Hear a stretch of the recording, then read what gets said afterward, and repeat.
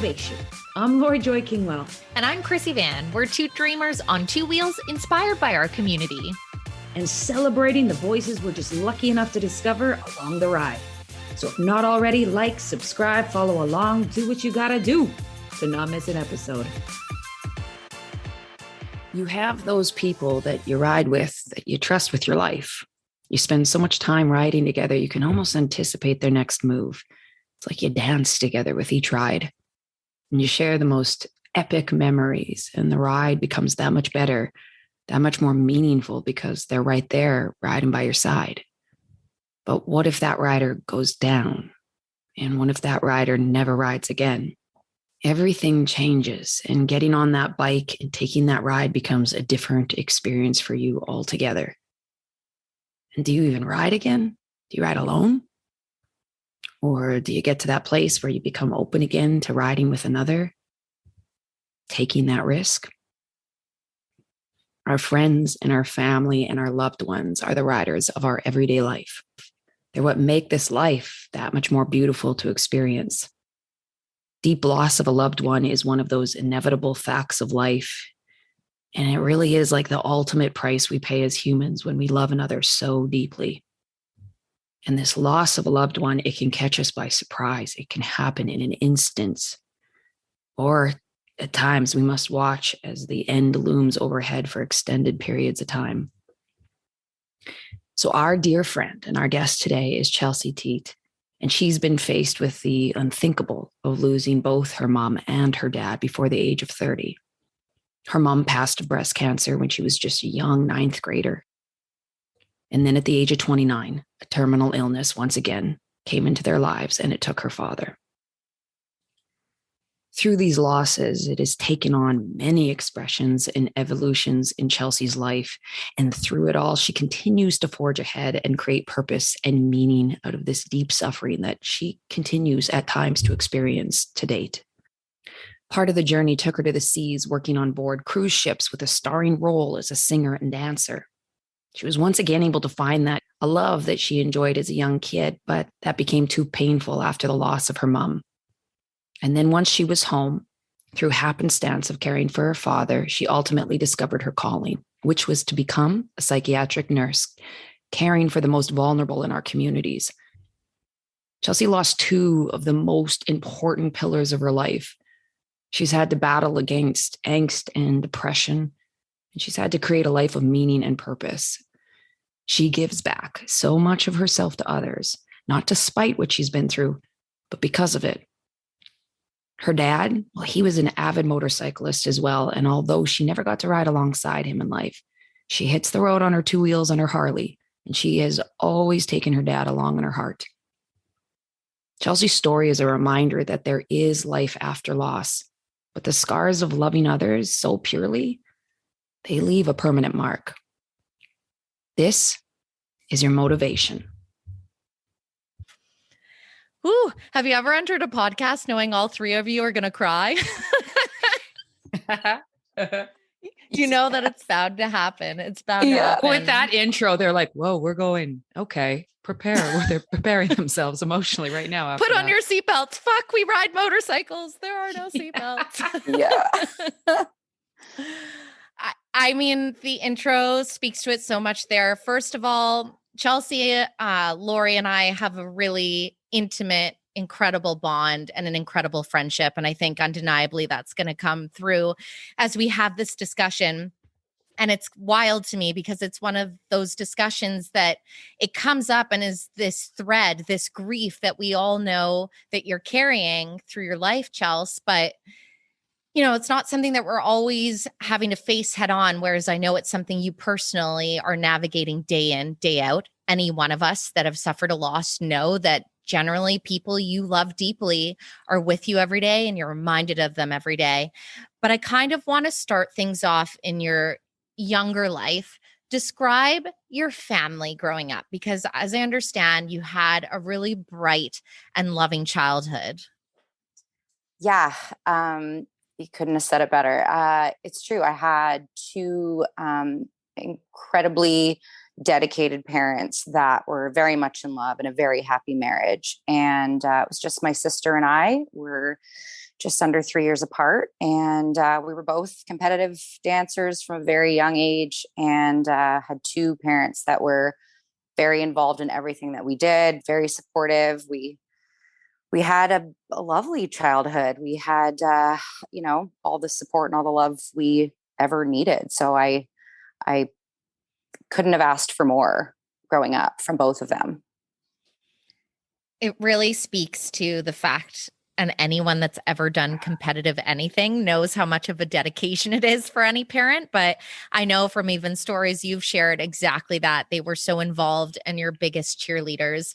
And we heard in the intro there, entering grade 9 is when you lose your mom. So first of all, what was it like at being such a vulnerable age? Because I think anyone that's a tween is horribly confused at life as it is, to all of a sudden learn of your mom's illness. And then so quickly, as things progressed through just a year, knowing that it was going to end in a terminal diagnosis.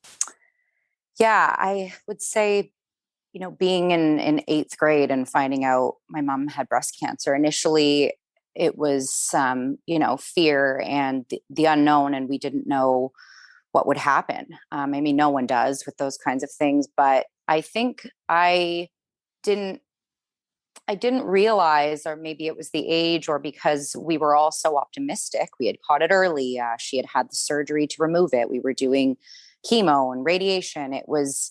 I didn't anticipate that it would go the way that it did. And then when it did, it was just so fast. So being the age that I was, like you said, my mom passed the day before I started grade 9. And up until a few weeks before that, I had no indication that that's where we were headed. So it was quite a shock. How did your parents approach that news? Did you share conversations about the reality? Because simultaneously, as a couple that's so in love, they're dealing with this reality at the same time. Right. I really respect what they did. I think they wanted to shield us somewhat of how challenging it was for them, but not in a way that we had no idea what was happening. I think they wanted to just go about life as much as we could. We didn't know how much time we had. So we were doing all the dance competitions, and my mom was there for all of them, and my dad was there for all. We just continued. My mom would put the scarf on her head and come pick me up from school, and we just kind of plowed through as best as we can. Once things shifted, I will forever be grateful and blown away that my mom sat me down and told me that she was not going to survive. And Wow.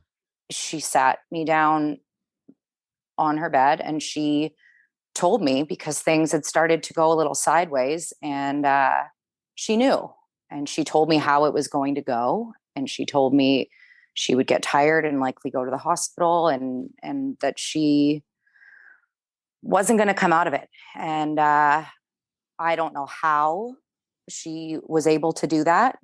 There I was with her, not even 14 years old. And she, respected me enough to tell me the truth. And it blows me away as an adult now, thinking about having that conversation with your kid, but she did. So I knew in those maybe just over a week, I knew that was coming. What did that mean for you as a young person? Because you're still a child, and Yeah. in like how meaningful was that even in that moment for just to have honesty and just to be told the truth? I think I didn't.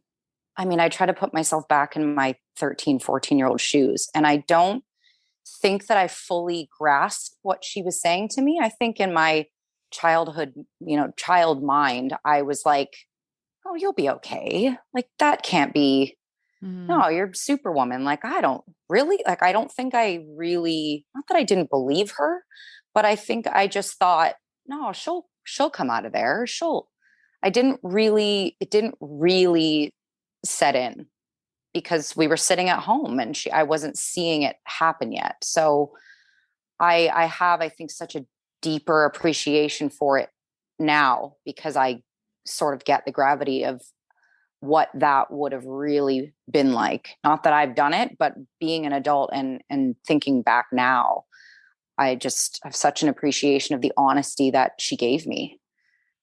It's kind of beautiful that even though obviously the nature of it, it's a sad memory in a sense, but I can't imagine how close the two of you felt in that moment. So to have it so clear in your mind and to be able to sit in the same thing and know that really that moment of courage for her was really the biggest act of love. You know, Yeah. how can I help my daughter in this impossible situation?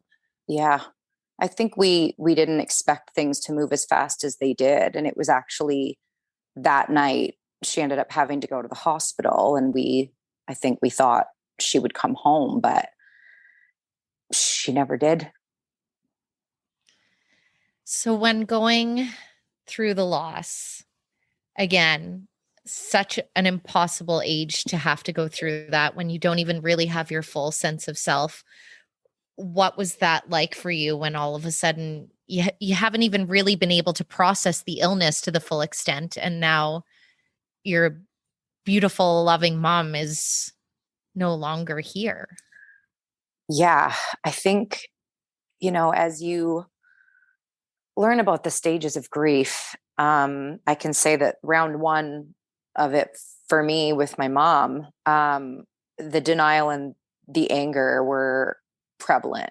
I became very angry. I was, in ninth grade, and it's a time in your life you really need your mom. And I just remember being very angry. My poor father, I was a challenge. I just couldn't, I think, get my head around what had happened. And there was a lot of, regret, just of, oh, maybe I shouldn't have, had her come to all of my dance competitions, and maybe she was tired, and maybe just all those things you go through your head, and you're, in ninth grade, just trying to make sense of something that doesn't make sense. So I think, thank God I had such a stable father, and I have such a wonderful sister, that if it hadn't have been for them, I think I would have gone right off the rails. They were always the solid foundation while they were both going through enormous amounts of grief themselves. But without, that foundation and support of my dad, I don't know where I would have ended up. What in the community or friends or extended family, how did you find ways in which people were able to show up for you that really felt like you were seen or heard? And how are some of the ways that you maybe felt a little bit alienated in those feelings? Yeah, we were a part of a big dance community, my sister and I, and, we had a lot of close family friends that rallied around us for sure. All of our extended family pretty much is in Ontario. That's where my parents are, where they met and where they were from before moving to BC. So our extended family's presence in our lives has always been really close. They would come out here. We would go out there. I remember the first Christmas after losing my mom, we went out there, and same as the first Christmas after losing my dad, we went out there. It's kind of where we run when shit hits the fan.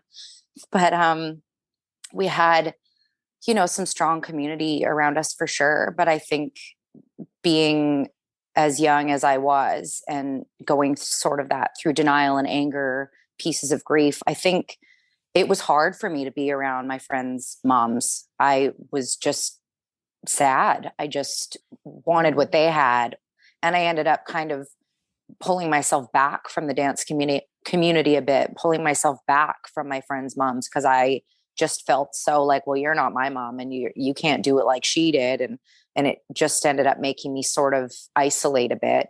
And that was when I started to understand I didn't understand at first, but what depression looks like, or what it started to look like at a young age. Right. When all of this was transpiring, how was your relationship with your dad? Because you mentioned it was a challenge, but he's simultaneously grieving at the same time. So it's difficult. Like he's got two daughters now, and I'm sure both you and your sister dealing in very different ways. Yeah. Bless that man's heart. I mean, he lost the love of his life, his soulmate, his best friend. And now he's got 2 teenage daughters by himself, working a full-time job, one of which is angry. I'm sure we can guess which one that was. And my sister and I are similar, but also very different. And I think he was just trying to do the best he could while also trying to not fall apart himself. And when I think back to it now, I have so much respect and gratitude for the way that he navigated that, because I can't imagine being in his shoes, let alone how I was feeling.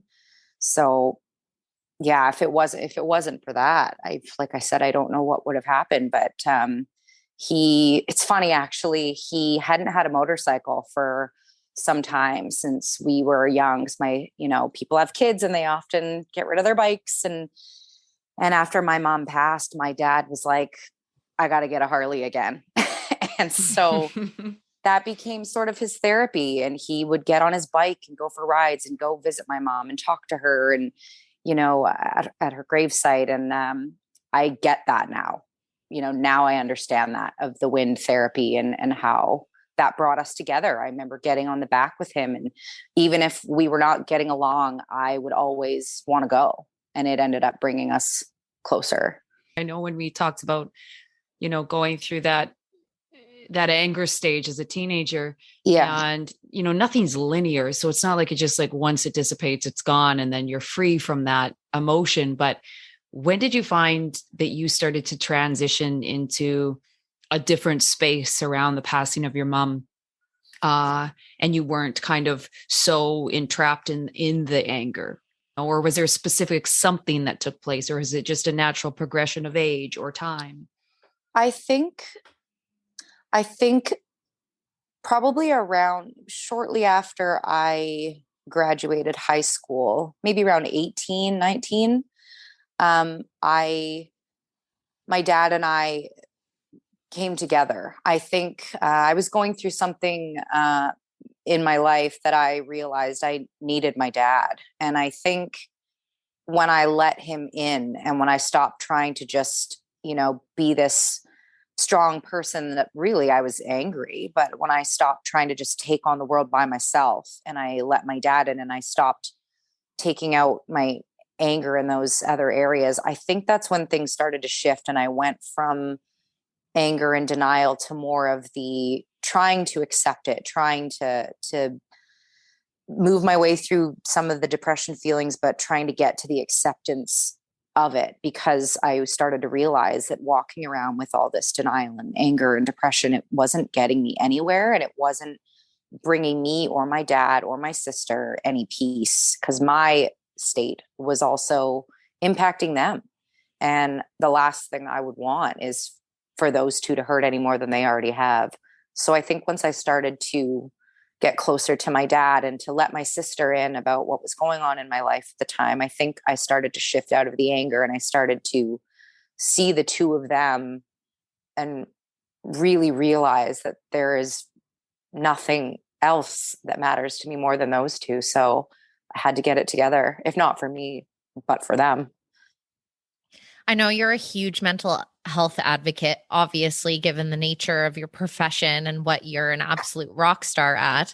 But during that phase, did you have any of those types of supports outside of family, or were you kind of, because I mean, even when you look and we talk about mental health, the conversation's very different now versus when that transpired. Yeah, that was, back early 2000s. And I mean, the stigma around mental health was so much worse than it even is now. I mean, it was something that people didn't really understand. I didn't even understand. But, thankfully, my dad, he was the one that sought out counseling for me as a teenager. I wouldn't have known how to find that or what to do. But my dad was the one that found that for me and for us, because he wasn't equipped and he recognized that. So I did little bouts of that through teenage time, but I mean, not a ton. And there certainly weren't the mental health supports that I knew about or that were talked about like they are now back then. I was also a lot younger, so maybe it wasn't part of sort of my circle of conversations like we all have now as adults, but I wouldn't say that there was enough just in general back then.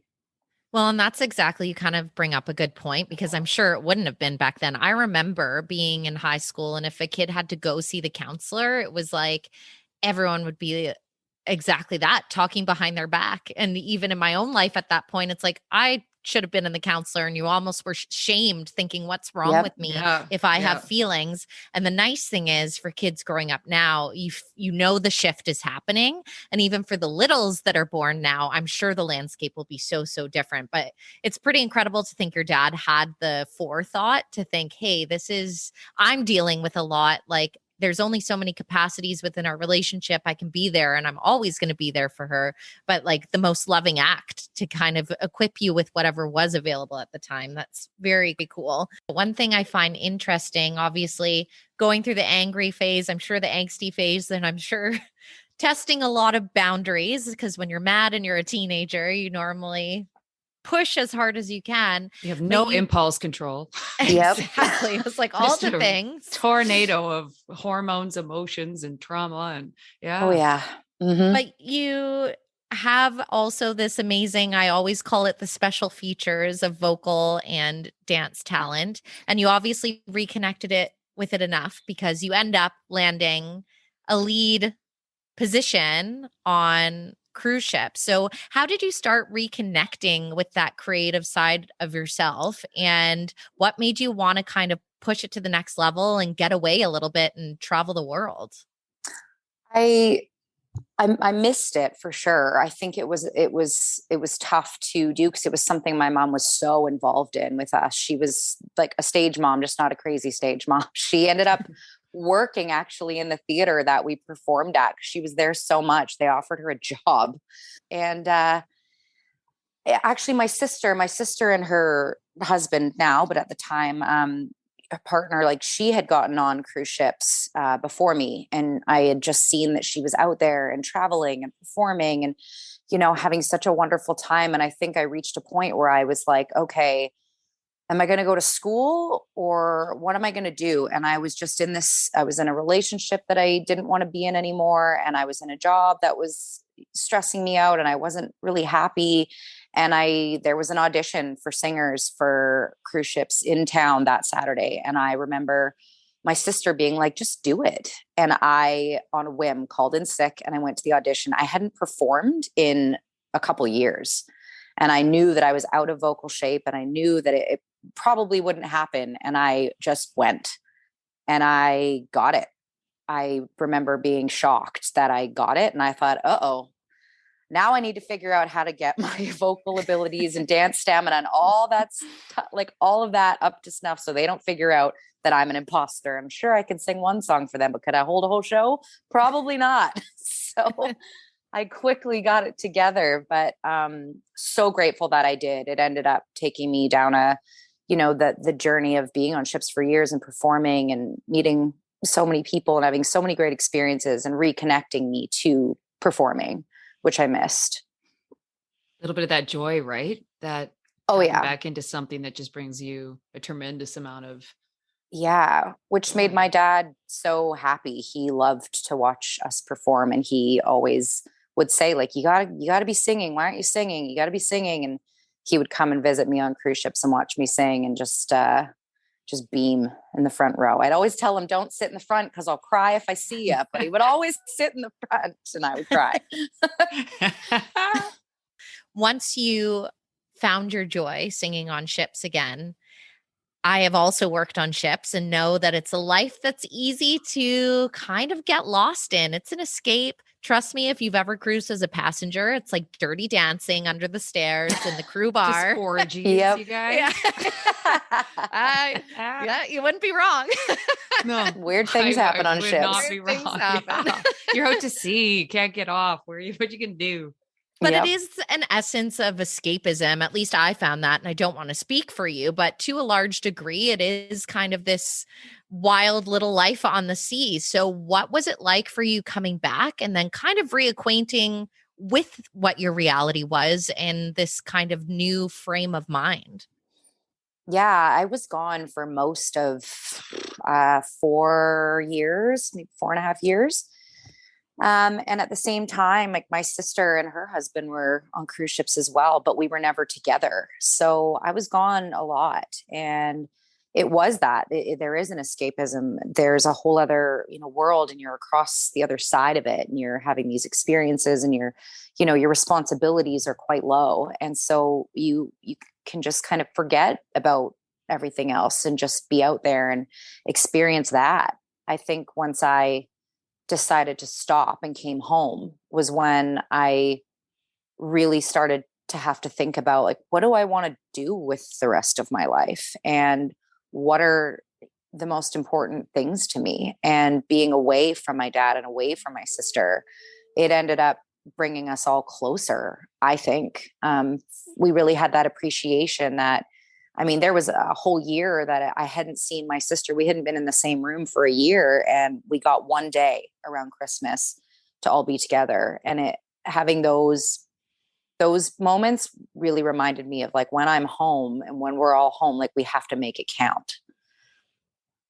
Yeah, you have a whole new perspective, especially obviously the loss of your mom shining a light on the fact that time is finite and you don't always have the promise of tomorrow. Right. So now you're all bonded together. You're getting your life back on track on land. And then once again, you're hit with another obstacle. So, well, not even obstacle. That's the understatement of the century. You're hit with an anvil in life. What happens? Yeah. It wasn't really something that I anticipated. No one does, but going through another illness with your only other living parent. I was in school at the time. My plan was to be a social worker.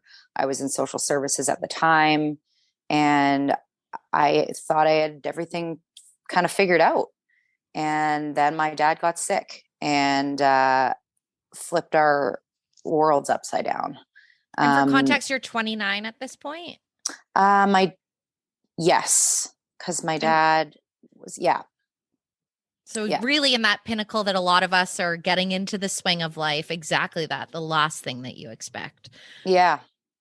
Yeah. I did not anticipate having to even think about an illness or a loss of a parent again. Not at that age. I thought, okay, that'll come again one day, but not till much later. So when that happened, I think it just took the wind out of my sails of, are we really doing this again? But I think this time I was like, okay, we are older now. We are more equipped. We are adults. And in my head, I was like, all right, I have a job to do. And my sister and I were like, okay. And her husband, I call him my brother. He is my brother in every sense of the word. We just kind of banded together and we were like, okay, someone's sick and we have a chance here, and we are going to do everything humanly possible to prolong this life or make this time the best that we can. And we are going to give it all we got. And I think that came from after losing my mom. We just realized that when you get a warning like this, you listen. At what point did you know that you were dealing with a terminal prognosis? I don't know. There was never a time where it was like, for sure, this is it. I will say the last 2 weeks maybe was when. Wow, that's terrifying that it's that short. Yeah. We spent most of a year in a pretty scary place, but there were ups and downs, and there was still hope throughout that year. So until things took a real turn in those last 2 weeks, we didn't know that we were looking at the end until then.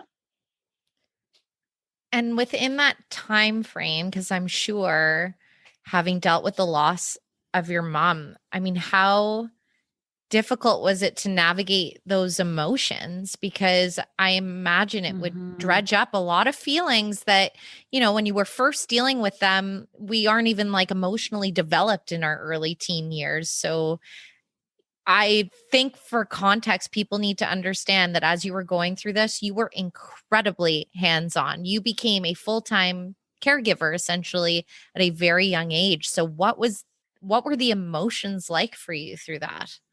I was scared a lot. I was quite anxious. I didn't realize it entirely at the time until later, but I developed a lot of anxiety through that year. I was living in fear. I was afraid to go to school. I was afraid to leave the house. I was afraid to go to sleep. I was scared. But I don't think I let myself realize or feel it at the time because I was just in survival mode. I was just I have a job to do.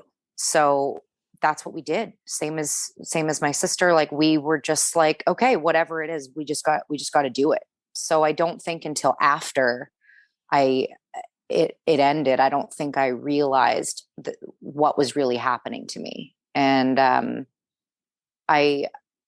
all of those other feelings of the anger and the depression stuff, that all came later. I think that year I was just running on fumes, but had a goal. So it just kept me moving. I look back now and I don't know how, like I was in school at the time. I don't know how I did that, but I think I just felt like I had a job to do and there was nothing that I wouldn't do to try and succeed. You have your whole focus and your whole life as a caregiver in a very, very intense situation for over a year. All of a sudden, in a very short span, you learn that things aren't going to go as your goal was moving towards, and you're now faced with the second biggest loss of your life. What did grief look like for you within the first few moments, within the first few weeks? How did you move through that when all of a sudden you've been just going nonstop and then are faced with this unbelievable reality? It's strange, you know, the initial parts of it are, it's almost like you're in shock. It's like you're in disbelief, but it's very strange. I don't even entirely know. There's some pieces through those first few weeks that I think my mind has blanked. I just remember there was a lot of sort of hustle and bustle around of when that happens, you know, everybody shows up. You've got family coming in from out of town and you've got people circling around you and you go through all of those initial parts. I think the part where people don't realize or where you don't even realize, it really comes at you when everything gets quiet and everyone is gone. And there it is. It is when all of the movement stops and all of the phone calls and the messages and the check-ins and everyone sort of goes back to normal life. And it's not that they've forgotten about you. It's just the way that it goes when a loss happens. But when it gets real quiet and everyone's gone, that's when it starts to really hit you in the face. And I think what happened for me is I had what I've realized through, you know, therapy as well is survivor's guilt. I felt like, even though I logically know that it's not true, I felt like I must have missed something, or I didn't do something, or I made the wrong decision, or somewhere along the way, I didn't do a good enough job and now he's gone. And as much as I understand that it's not reality, that is how I felt. So that was sort of the feelings that I was first sitting with, was just this disbelief and these feelings of what should I have done different?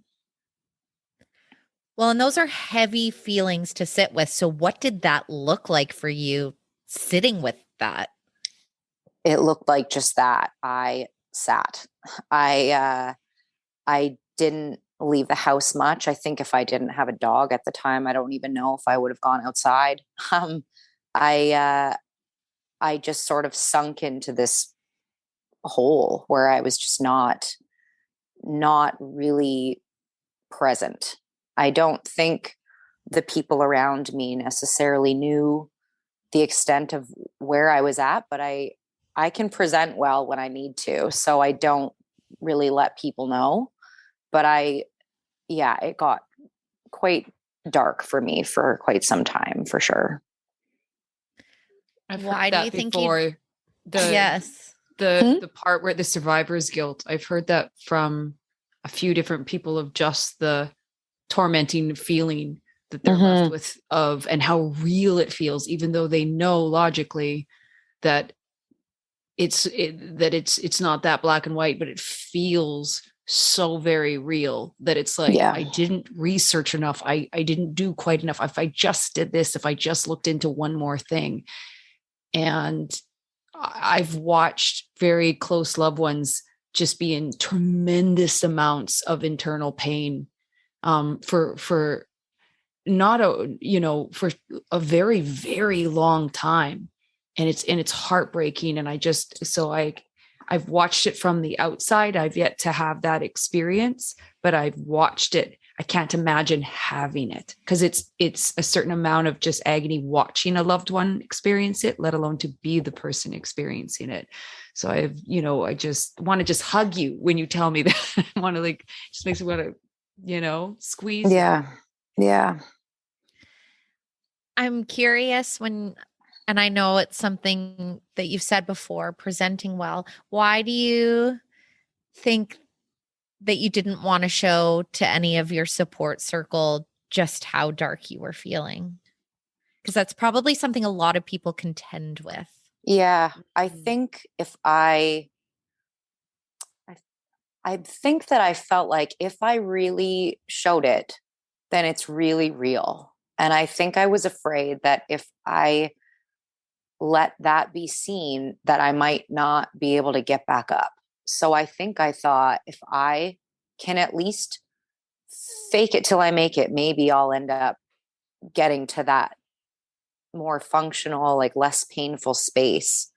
But I also I don't want to worry people. I don't want to, it just becomes tough because you just sort of are expected to find a way to, and I'm saying this in air quotes, get over it or get through it or get past it. And that's the thing about grief. You don't get over it. You don't get past it. The thing about grief is you find a way to live with it because you have to. There is no alternative. And it's not because it stops hurting. And it's not because you miss them any less. And it's not because you are healed. It's because you have no choice. So I think I felt like I needed to just carry on and not crumble because I didn't know if I could put myself back together. That is so powerful, even how you started it. If I said it out loud, then it would have to be real. And how many situations in life, especially when it comes to trauma, that we try and work in tandem with our brains to almost trick ourselves into being quote unquote well, when you're like, how is that actually humanly possible, given if you take inventory of surfacing grief from dealing with everything with your mom, B, being put in this caregiver role that I know you wouldn't trade anything in the world for, but regardless, that is constant stress, dealing with post-traumatic stress once you're digesting everything that you've been through. It's such a powerful statement because I think it's just something incredibly relatable for many individuals when dealing with a period of darkness where it's like, if I open too much and look at this, then I have to admit to myself, this is happening. Yeah. And I think that part of what happened for me and what happens for a lot of people is if you have trauma around a loss, it sort of halts your natural grieving process because you have to look at that trauma first. So if you haven't, it's almost like you just get stuck. And if there's this constant trauma around, trying to comprehend or trying to work through or trying to make sense of events that occurred, there's no calmness for you to start moving through the depression or the denial or get to the acceptance, because you're traumatized. So dealing with the trauma is part of the grief process. And I think that's often something that we don't talk about. Is grief is not something that happens in order, and it's not always something that it's different for everybody. And grief is all relative. There's no comparison. Grief is different for everybody. It doesn't make it any better or any worse, like depending on what their loss was. It is what it is. So I think dealing with trauma around grief is just as important as going through the grief process itself. I think that's such an important distinction to even understand. And you said, like, people don't talk about it. I don't even think people even realize that there is that separation and distinction, because you've got that like deep grief around losing that person that you just love so ferociously, and you can't love them in the way that you've always known how to love them. So you have that. But then if you have that, like you said, an actual trauma around how they passed or that experience, that needs to be looked at separately. And you spoke to it beautifully of just saying, if it's like, you get stuck because you're just looking at it as like, well, only the part of healing around or trying to process the loss. But you're like, there's two separate things kind of happening, but they're tethered together. But you almost have to look, is that correct? Yeah. You really kind of have to separately look at them in order to move on as a whole.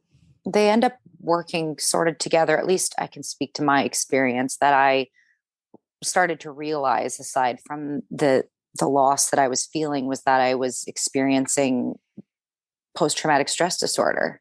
And I needed to do something about that first, because I wasn't able to move into grieving because I was constantly reliving things that were traumatizing to me. So I recognized the signs immediately, went to my doctor. She said the same thing, and we got me the support that I needed to deal with that.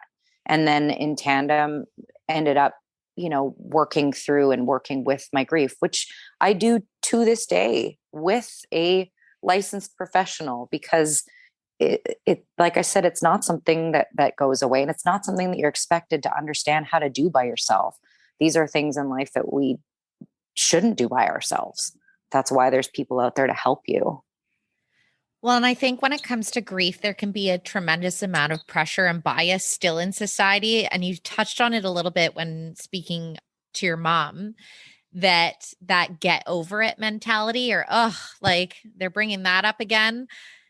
And that does exist because people don't understand that grief is something that I do feel we carry with us our entire lives. It is like that scab that scars over, and sometimes it still bleeds, and sometimes it bleeds like the day you got cut in the beginning. Mm-hmm. And I think that's something a lot of times society dismisses if somebody hasn't had a lived experience like that yet. And it is a little bit frustrating when you're having to live in an environment where not everyone's understanding, like, I'm hurting right now. And it's almost hard to communicate or explain. Yeah. And part of, I think, the people are afraid to ask about the loved ones that have passed, or afraid to bring it up. Or if it comes up that both my parents have passed, I almost avoid sharing that unless I know that it's a safe place for me to do that, because I find it makes people uncomfortable. And then I feel like I need to make them feel better. And that's not comfortable for me. And I just end up wanting to, sort of change the topic because people don't know what to do. And I understand that it's something that, a lot of people wouldn't understand, but it's just having empathy for a person. That's the biggest thing, because we want to talk about our loved ones. Like, we want to keep them alive in our memory. We don't want people to skirt away from it because they think you might cry. Like, it's okay to cry about it, but we keep their memories alive by talking about them. So I think that's like what you've said is that the stigma around it is that you're supposed to sort of move through it. And to me, I always think of it as grief to me is it's like losing a limb, and that loved one is that limb. It's not that you forget that you had that limb. It's not that you don't need it anymore. And it's not that you ever are better off without it, or that you're okay without it. It's that you learn to walk because you have to. And you never forget that limb was there. It's just like, okay, I have to find a way to walk. And that to me is just, that's what I think people don't understand. They sort of expect you to just get through it and get over it. Or are we talking about that again? But, I think those of us that have been through this type of grief, it's like you find your people that you can have these talks with, and it's not everybody, and that's okay, but you have to have some. I think when our society is that we don't talk about death. We don't, Westernized society. It's not something that, everyone skirts around it or paints the rosiest picture of what happens when people die, even as kids, right? Like they go to heaven, they go to sleep, and they go to a better place. And there's no real actual talk about death. Like their body stops working. Yeah. They're no longer with us. And that is devastatingly sad. And so we're so desensitized and disconnected from it that when it takes place outside of ourselves, we're just like, I got no connection to this. Also scares the shit out of you. So it's either a disconnect, or you look at that person, you're like, well, that's terrifying. I'm terrified to feel that. And then you separate yourself so that you don't have to look at an emotion that you're going to one day, because it's inevitable. And it's kind of ludicrous that we don't talk more about it because it's inevitable. Like, I think that is life.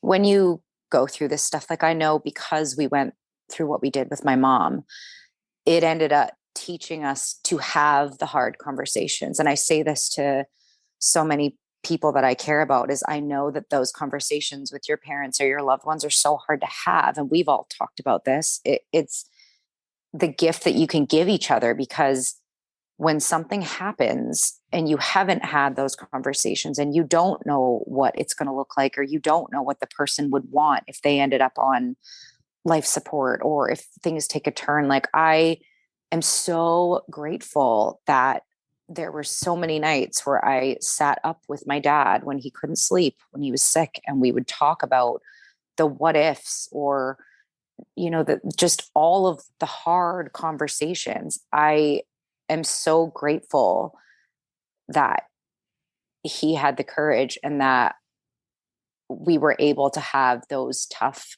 talks, because in the end, those are the talks that you look back to when you're trying to figure out what to do or what they would want if they can't tell you themselves.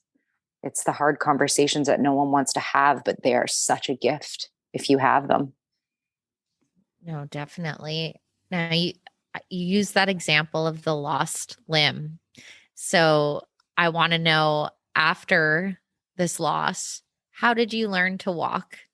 And how did this then lead you into walking into the path that you are in now? Because I know that you're somebody that gives their whole selves and then some to the community. So how did you navigate to that direction? I think honestly, like, losing my dad is by far the hardest thing I've ever been through. And I feel that missing limb every day. But I decided that if I didn't do something with it, if I didn't create something positive from the loss, then it was just loss. And I needed to find purpose in the pain. And I realized, while, being a person that was caring for my dad when he was sick, that I was nursing before I was nursing. I'd never had a plan to be a nurse. I planned to be a social worker, and, spending time with all the doctors or specialists, or being in and out of hospital, I would often get met with, well, you're a nurse, right? And or you're people just started to assume. And I was like, no. I never thought that about myself. And then after my dad passed, I really started to think about shifting gears. And it was actually a paramedic that I was sitting with in Emerge once that said to me, well, you're a nurse, right? And I said, no. And he said, well, why not? And I said, I don't want to work in a hospital, and I don't want to do all of this medical stuff. It's not for me. And he said, well, you're doing it. And he goes, what do you want to do?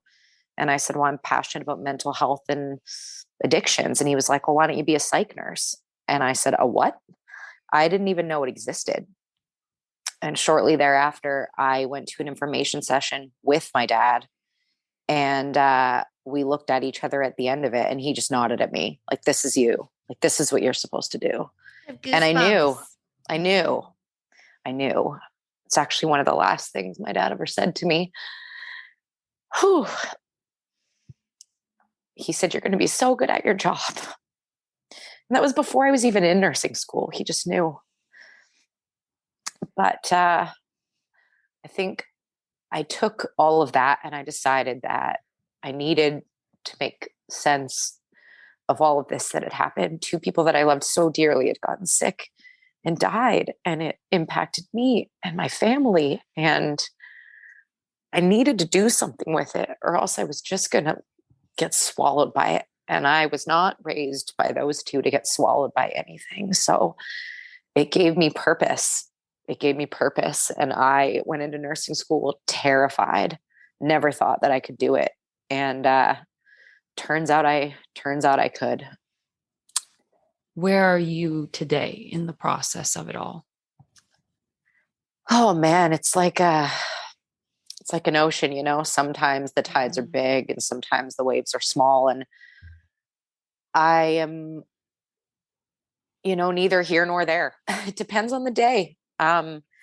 It really does. It depends on, I think having two parents that have passed, there's a lot of days that come up in the year, that Mother's Day, Father's Day, birthday, passing anniversary, their anniversary. Like, there's just a lot of reminders. And on those days, I feel their absence really deeply. And sometimes it's just other really random moments of being on my bike or going to someone's wedding and seeing that, their parents are there, and I'll never have that. It just depends on the day. But I can say I'm in a much better place than I was. I am proactive with my grief. I recognize it when it bubbles up. I talk to people.